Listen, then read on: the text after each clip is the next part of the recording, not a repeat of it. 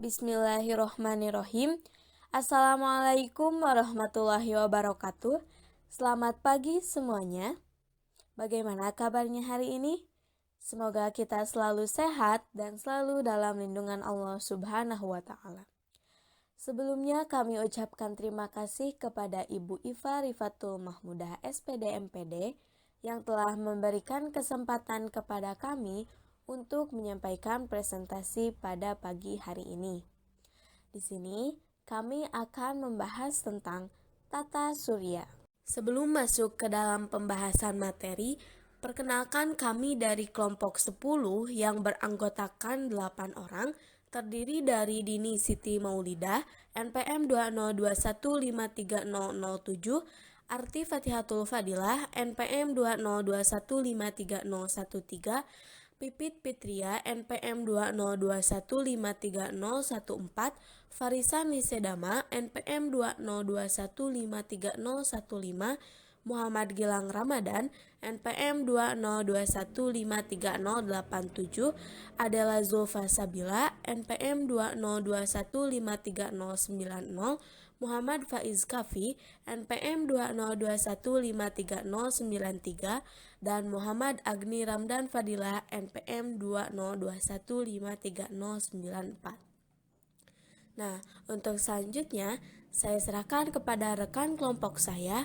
untuk menyampaikan penjelasan materi. Pengertian tata surya. Tata surya merupakan suatu sistem kumpulan benda langit yang berotasi akibat daya tarik matahari yang terdiri dari 8 planet dan benda langit kecil lainnya. Matahari menjadi pusat dari orbit planet dikarenakan ia merupakan objek paling besar yang ada di tata surya. Akan tetapi, matahari tidak hanya diam di tempat, ia juga mengorbit lubang hitam raksasa yang berada di pusat galaksi tempat ia berada, yaitu Bima Sakti atau Milky Way. Anggota tata surya. Anggota tata surya secara garis besar dapat dibagi menjadi 5 bagian. Seperti inilah gambar timeline yang akan digunakan untuk menjelaskan setiap bagian secara merinci. Dimulai dari komet, asteroid, satelit, planet, dan yang terakhir matahari. Komet. Komet dikenal sebagai bintang berekor, walaupun sebenarnya ia sama sekali tidak memiliki ciri tertentu yang menunjukkan sebagai suatu bintang. Pemikiran tersebut tercipta akibat penampakan komet di malam hari akan terlihat sangatlah terang dan menciptakan ekor yang sangat panjang dan berasal dari luar orbit Neptunus. Komet berevolusi terhadap matahari dengan lintasan yang berbeda setiap jenisnya, menciptakan perbedaan pada periode dan lokasi penampakan yang dapat dipantau dari bumi. Ekor indah yang dimiliki komet sebenarnya merupakan bagian dari badan komet yang memanas dan menguap oleh panas matahari.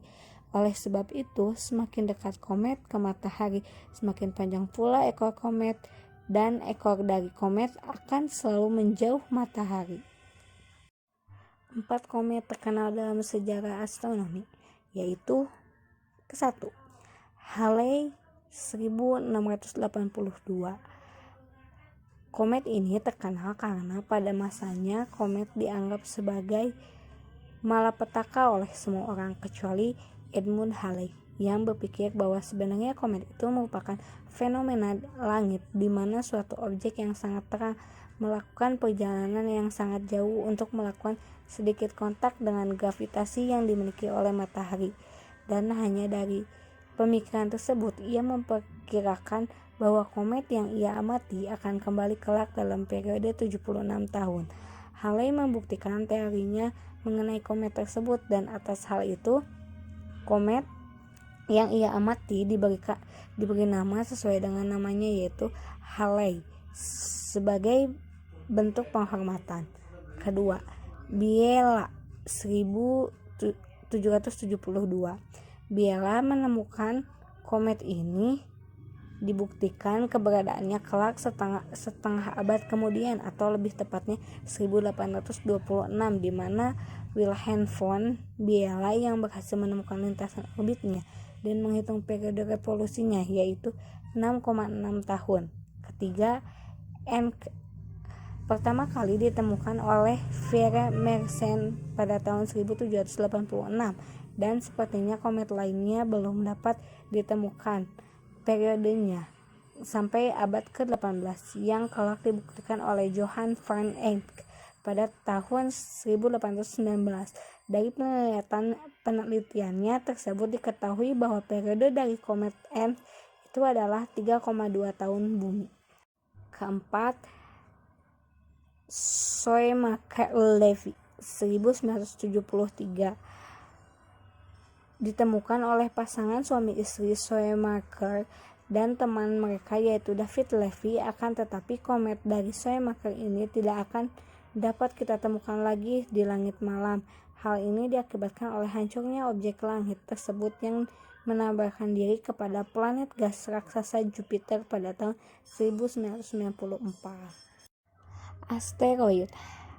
Asteroid merupakan hasil batuan sisa dari pembentukan planet di tata surya muda, di mana tiap planet yang masih kecil terus-menerus dihujani oleh benda langit yang berukuran lebih kecil dan lebih besar dari yang menciptakan terhamburnya batuan-batuan sisa yang kelak akan mengorbitkan matahari di antara planet Mars dan Jupiter.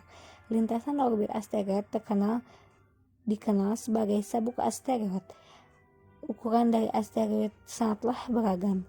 Yang paling kecil dan masih dapat diidentifikasi berbentuk sebesar 1 meter dan untuk yang terbesar dapat mencapai 1000 km. Satelit dinamai atas bahasa Romawi, yaitu sateles, yang memiliki arti pelayan atau melayani sesuatu. Secara umum, satelit dapat diartikan sebagai benda langit yang mengorbit suatu planet dalam periode tertentu. Satelit yang mengorbit suatu planet itu dapat dibedakan menjadi dua, yaitu satelit alami yang terbentuk hasil benturan atau sisa dari pembentukan planet di saat tata surya masih muda, dan satelit buatan manusia yang ditujukan sebagai observasi, penelitian, atau kebutuhan lainnya. Berikut adalah daftar dari satelit alami dan buatan yang telah dicatat dan dapat diidentifikasi secara real oleh pihak yang bertanggung jawab, seperti NASA, IAU, dan lain-lain. Dapat dilihat untuk planet yang memiliki satelit alami terbanyak dan sudah dapat diidentifikasi itu adalah Jupiter. Sedangkan untuk planet dengan satelit buatan terbanyak adalah Bumi. Dan di sini kita dapat melihat visualisasi dari satelit alami yang ada di tata surya. Dari Merkurius yang sama sekali tidak memiliki satelit alami sampai ke Pluto sebelum ia dianggap sebagai planet kerdil pada tahun 2006. Dari visualisasi sebelumnya, kita dapat melihat sekilas bahwa beberapa satelit alami yang ada di tata surya memiliki radius yang lebih besar daripada planet Merkurius. Maka dari itu, disajikanlah data 5 satelit terbesar yang ada di tata surya, dilengkapi dengan planet apa yang mereka orbit dan berapa radius yang mereka miliki. Pada slide ini, kita dapat melihat jejak dari satelit buatan atau objek luar angkasa yang telah diciptakan oleh manusia untuk melakukan perjalanan observasi alam semesta. Beberapa di antaranya itu sudah dinonaktifkan atau dijatuhkan ke dalam atmosfer planet untuk mendapatkan beberapa data penting seperti komposisi atmosfer, tekanan, atau seperti apa data permukaan planet tersebut. Kedua jenis satelit, baik itu alami maupun buatan, mereka memiliki fungsinya masing-masing. Untuk satelit alami, ia memiliki fungsi sebagai pelindung planet ketika mengorbit matahari. Hal ini dikarenakan satelit dapat mengurangi dampak dari radiasi sinar UV yang dipancarkan oleh matahari. Atau dapat juga menjaga planet dari serangan asteroid yang tidak sengaja keluar dari jalur. Satelit juga dapat mengatur kecepatan rotasi dari planet yang diorbitnya dengan pengaruh gravitasi yang dimilikinya. Apabila di suatu planet terdapat lautan, maka ombak planet tersebut juga akan terpengaruh dari gaya gravitasi satelit. Sedangkan untuk satelit buatan, mereka memiliki fungsi secara umum itu sebagai alat observasi, komunikasi, dan juga penelitian. Contoh yang mencakup beberapa fungsi sekaligus adalah International Space Station atau disingkat sebagai ISS yang mana dapat menjadi pusat penelitian dan juga pengamatan planet bumi secara real time dan melakukan komunikasi secara dua arah dengan staf di bumi untuk kelancaran penelitian.